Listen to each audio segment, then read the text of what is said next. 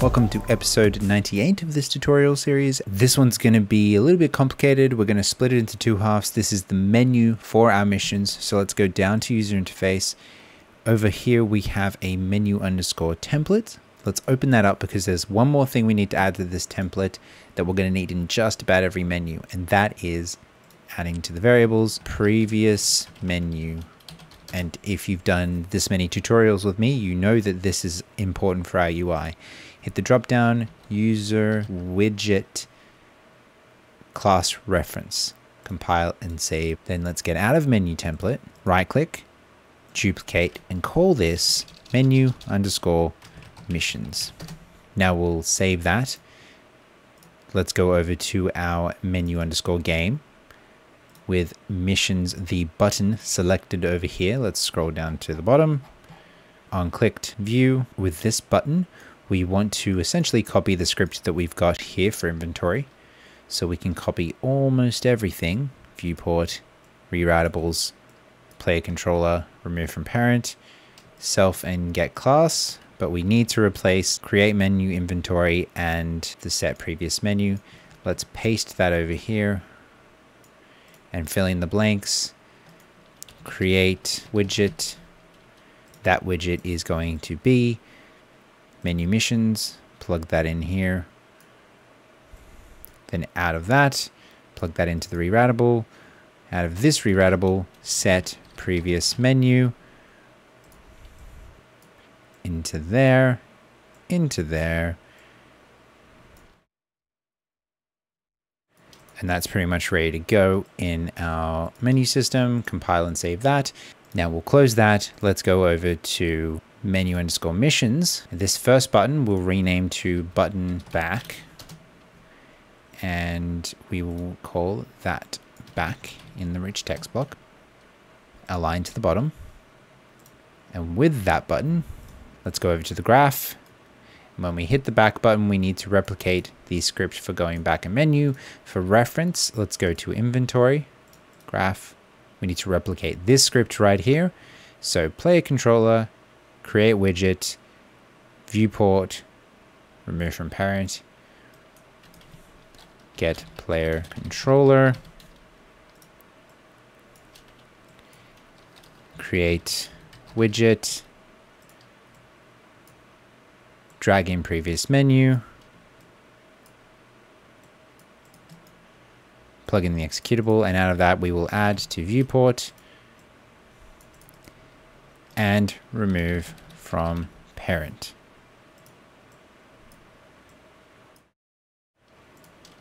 Compile and save that, and just double checking over here that that looks identical. So basically this menu should be ready to go.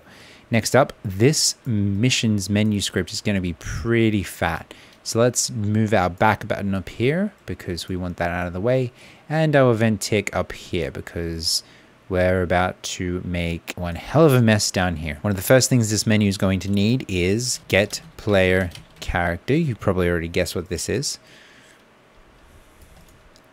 Cast to B underscore hero. Right click on B underscore hero, new variable. We're going to call this reference hero. And then out of reference hero, let's get missions. With that get missions, we're going to get a for each loop and plug that in there. So we can't set the missions as a variable. We have to set the hero references variable because if we create another missions variable, it's essentially creating another list. We're only going to have one hero, so we should only be referring to the list inside that hero rather than creating multiple lists. So the first part of this is really simple. We're going to break. I'm going to need a lot of these breaks, otherwise it's going to get very messy. We're going to get a branch. The condition it's checking for is the mission active? If the mission is not active, we don't care. We don't want to do anything with it. A second branch out of true, we're going to drag out of complete and get not. So if the mission is not complete, that's going to be the primary script, which is going to fire off true. And if it is complete, it's going to be an almost identical script firing off false with a few changes. We can hide unconnected pins.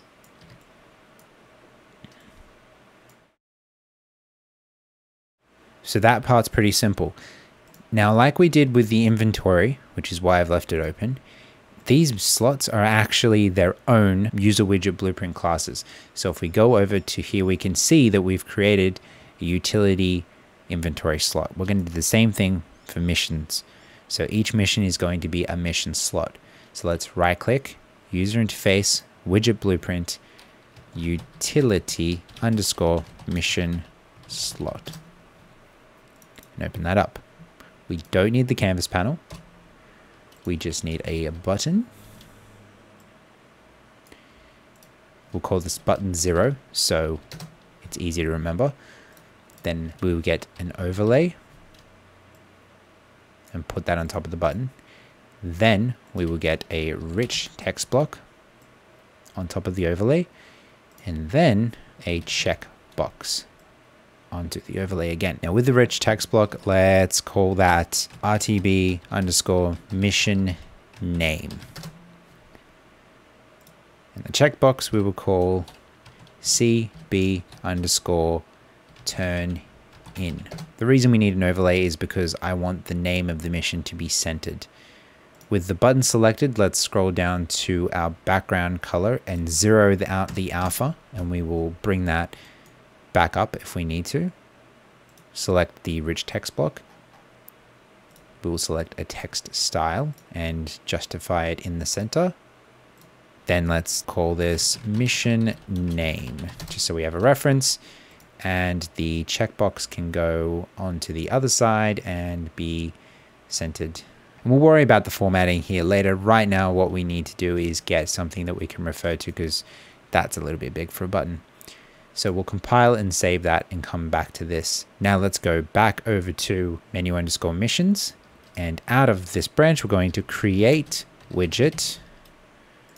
And that widget is going to be utility underscore mission slot. Plug that into true. Out of the return value, which is essentially like casting at this point, we're going to get RTB. Remembering it's a rich text block, so we can't just set it. We need to grab the text inside the rich text block. We'll type in set text. And that text is going to be the name of our mission. So rather than drag off this break-s mission, I'm going to drag out this array element, get another break, and get a reroutable. Because as I mentioned before, this is going to get really messy if we don't reroute and use a few of these. So there's where text goes. Then next up, because the mission slot acts as a reference to said mission, we need to give it an index. So back up to utility mission slot, over to the graph, click on plus on the variables, type in mission index, and we'll get the drop down and turn that into an integer. Compile, save. Over to menu missions, compile, save that. And let's drag out of this return value on create mission slot widget and type in set mission index. And plug that in there. Get some reroutables. And plug the index into that. Next up, we need to know whether to tick that box or not. So when the player looks at the menu, they will look at the check mark on the mission slot, which is what we have the checkbox here for. So if we go over to the variables again in utility mission slot, hit the plus sign and type in turn in and change that to a Boolean. Compile, save, back over to menu missions, into the graph, drag out of that reroutable, type in set turn in, and plug that in there. Hit the drop down on break-s missions, and we'll use that turn in there with a few more reroutables to keep it as clean as possible. So the next part of the script is quite the head scratcher. It might take a second for you to get. So just to close out this episode, we're going to come back here and fill out some more of this designer. So let's come to the top, and we're going to need a horizontal box. So with that horizontal box, drag it onto the vertical box. And we want that between the title and the back button. Hit fill, And with the title, let's vertical align that to the top. And with the back button, let's make sure that's vertically aligned to the bottom. And set auto on both of them so that this entire square is essentially the horizontal box. Now let's get a vertical box and put that into the horizontal box. Hit fill. We're going to copy our title rich text block and paste that onto the vertical box. And here we're going to type in primary. Then we're going to get ourselves a spacer. Drag that onto the vertical box inside the horizontal box. It can get a bit confusing sometimes, especially with two vertical boxes. And then inside that, we're going to get ourselves a scroll box and put that inside the vertical box, inside the horizontal box. And with the scroll box, we will hit fill. Now we're going to get our old trusty friend, which we used so helpfully in the inventory, uniform grid panel. And copy that uniform grid panel and put it on top of the scroll box and make sure that the horizontal and vertical alignments are taking up that whole thing. So that uniform grid panel is inside the scroll box. Now grab the vertical box that we've just put all that into. So inside that vertical box, inside the horizontal box, we should have a rich text block with the title, a spacer, a scroll box, uniform grid panel inside that. Copy that vertical box, select the horizontal box and paste it once, click on the horizontal box again, paste it again, click on the horizontal box again, paste it again. So we have 4 vertical boxes that are identical, except now we're going to change 2 things. The title, this is going to say secondary. This is going to say optional. And this is going to say completed. Like so. And the other thing we need to change is the uniform grid panels inside them. So select the first uniform grid panel. We're going to rename that to primary missions. Now the second grid panel underneath the second vertical box, we're going to rename this secondary missions. The uniform grid panel under the third one, we will name optional missions. And the one underneath the fourth, we will name completed missions, like so. And we'll compile and save that. And we're going to refer to these inside of our graph. So in order to make sure they appear in the graph, make sure to, in the designer, so click on primary missions and click is variable. Do the same for secondary, the same for optional, and the same for completed. Compile, save. Now in the graph, we should be able to see those 4 grid panels. So we're going to leave it there for time's sake. And in the next episode, we'll continue building out this script. So I will see you then.